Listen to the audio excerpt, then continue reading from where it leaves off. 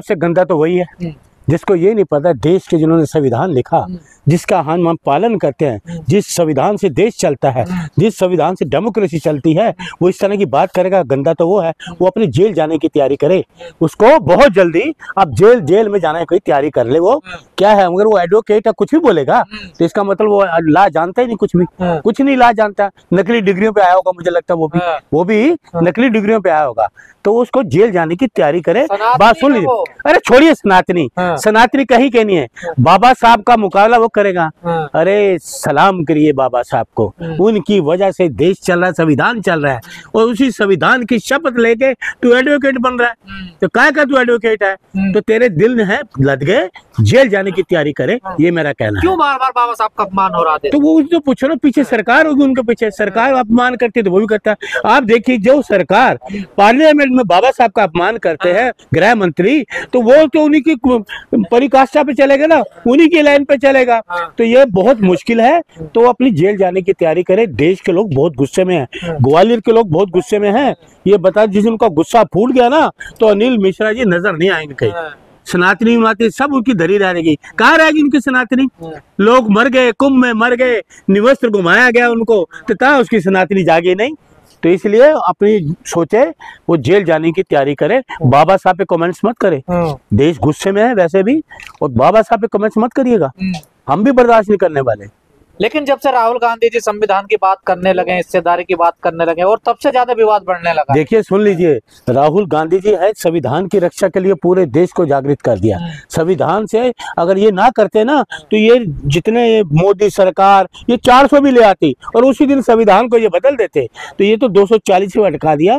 ये राहुल जी की मेहरबानी, उनका प्रचार, देशवासियों की मेहरबानी, देशवासी जागरूक हो गए, इसलिए उन्होंने को 240 में लाके पटक दिया। वो भी पूर्ण बहुमत उनको नहीं दिया।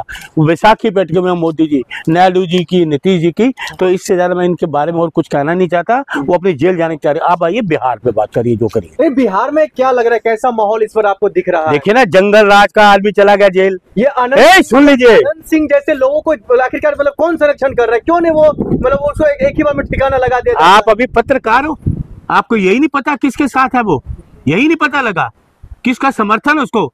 ये था जंगल राज, जीता जागता जंगल राज, सरेआम दिन दहाड़े गोली मार रहा, ये है जंगल राज। इसको बोलिए जंगल राज। आप दीजिए 20 साल का इतिहास हमें। 20 साल क्या किया नीतीश जी ने, 20 साल मोदी ने क्या किया? हमें जो चाहिए, हॉस्पिटल बनवाए, सब तो बनवा ही दिए, अभी बनाए 20 साल में। पहले पैदल आते थे 20 साल पहले। ये मोदी जी से पूछिए। जंगल राज, अरे सुनिए पहले पत्रकार महोदय, अरे सुनिए, जंगल राज तो अब है। अब 20 साल का इतिहास हमें 20 साल बताइए, क्या दिया आपने 20 साल में? बिहार को क्या दिया बताओ, बताना पड़ेगा देश को। बिहार को है जंगल राज, क्या दिया आप पूछे मोदी को? नौकरी दी, महंगाई दूर की, युवाओं को नौकरी दी, महिलाओं पे अत्याचार बंद हुए, बलात्कार बंद हुए। ये जंगल राज बंद हो गया। क्या हुआ? गुंडागर्दी बंद। गुंडागर्दी, गुंडे आप तो अंधों के दिन दहाड़े गोली मारी, देखा ना?